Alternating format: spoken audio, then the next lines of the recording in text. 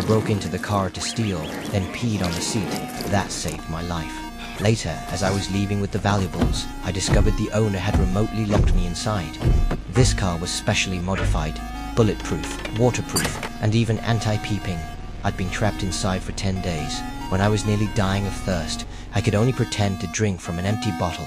Worse still, the car heated up rapidly under the sun. I was dehydrating fast. Fortunately, the sun also evaporated the urine inside. I greedily licked the window. Though it had an indescribable taste, it quenched my thirst in that moment. Just then, the owner began controlling the car. He remotely turned on the AC, and cold air poured from the vents.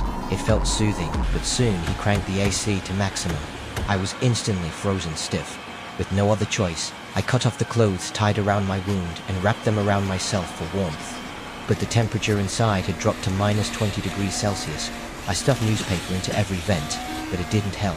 Just as I was about to freeze to death, the owner called.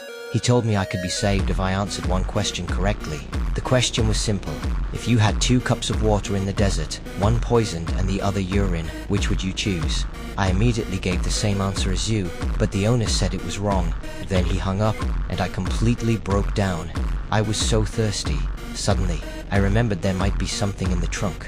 I forced open the lid and found a hose inside. I didn't care what color the water was. I drank it down quickly. Clearly, the owner deliberately placed this hose here. I started feeling nauseous and broke out in a cold sweat. Even my wounds began to fester.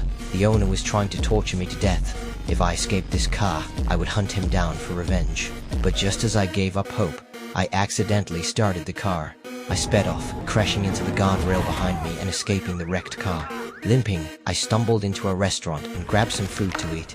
A server approached, demanding payment, but I ignored him.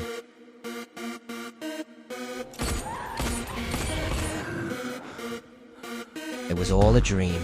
This feeling of gaining only to lose again left me utterly hopeless. But just then, the owner called again.